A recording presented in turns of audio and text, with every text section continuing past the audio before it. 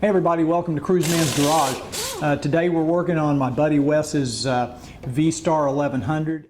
The goal is we're going to replace the brakes. His brake rotors were very scored and just didn't look like they were doing a great job. Needs new brake pads anyway. Contacted our buddies over at EBC Brakes and man did they hook us up. They got us these EBC Pro Link contour rotors and they are so cool. I know Wes is going to love it. We got new semi-centered brake pads. I have no idea what that means, but I think it's a good thing. They dissipate heat well. They improve your braking. So we're going to install those as well. Got a couple of sets of those we're going to put on the front.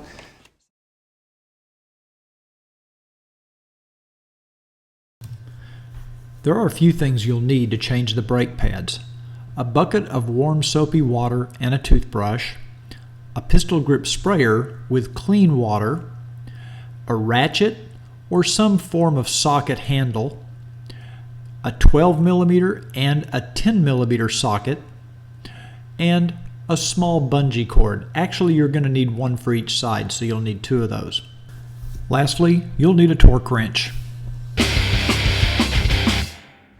Okay, I decided to move our video into my little garage because I have air conditioning in here and it's about 108 degrees outside and my other garage is just too hot. Okay, so what we're going to do in the first step of this video series is we're going to replace our brake pads, and I'm going to remove the brake caliper on the right hand side.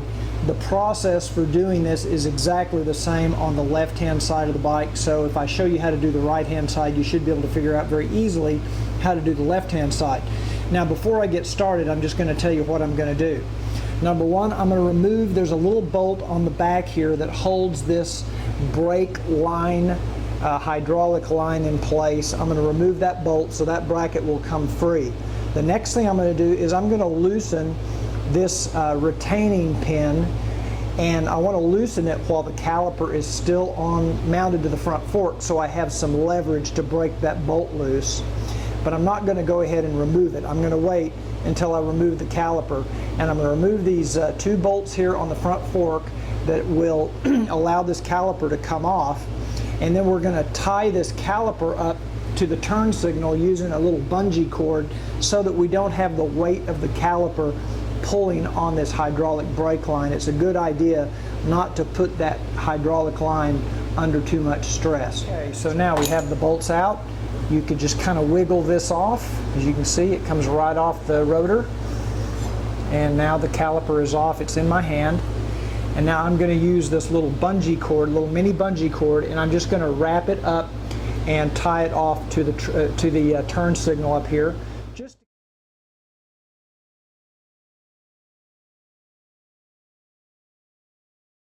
Now I'm going to go ahead and take this retaining pin out down at the bottom of this bolt. We're going to pull that out, and I'm holding the caliper closed. When I remove this bolt, this little arm here is going to swing down, and that's where the brake pads are going to be. So, okay, my little pin is out. Now you'll see that this little arm, this little kind of a carrier, swings out, and there are the old brake pads. And they just slide off to the side. They have little notches in them. You can see how they kind of fit over these little carriers here. Okay, now what I'm going to do, and you can tell if you look at these, they're really, really worn. These brake pads are almost gone. There is a little wear indicator there, a little line in the middle, and they're almost gone. There's almost no pad material left.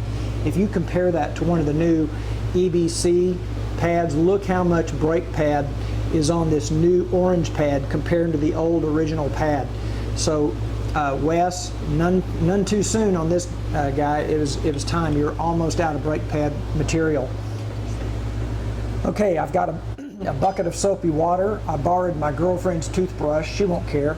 And we're going to start cleaning all this stuff off in here. And it's really, really grungy. I'm going to probably spend a good 5, maybe even 10 minutes just cleaning this stuff up because it's really, really dirty in here.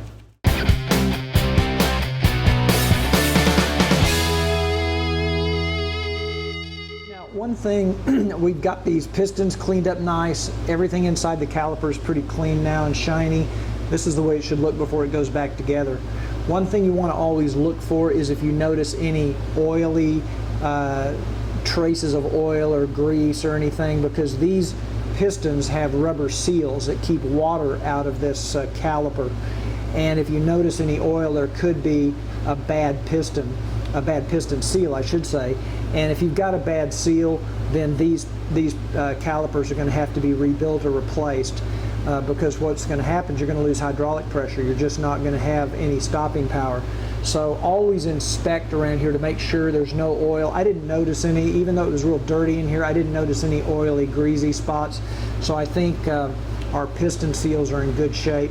And now, before we put this back together, before we put our new brake pads back in, we need to compress these pistons down so that we can get our brake pads to fit in here so they'll fit back on the rotor.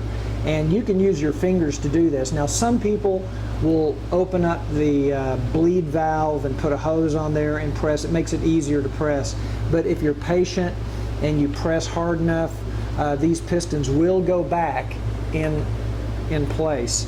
It just takes a little pressure to do it. So you just have to kind of be patient, take your time, and you will get the pistons to go back. Okay, you can see I've been able to get the pistons back in place, back as far down as I can get them, close enough to where we'll be able to get the brake pads in and they'll go back on the rotors okay.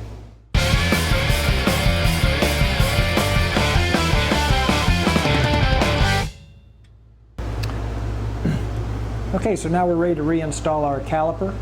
Obviously the rotor is going to go right in this slot between these two pads. First I'm going to put my pin back in. I don't need to tighten it up all the way right now. I'll do that when I get everything bolted back up.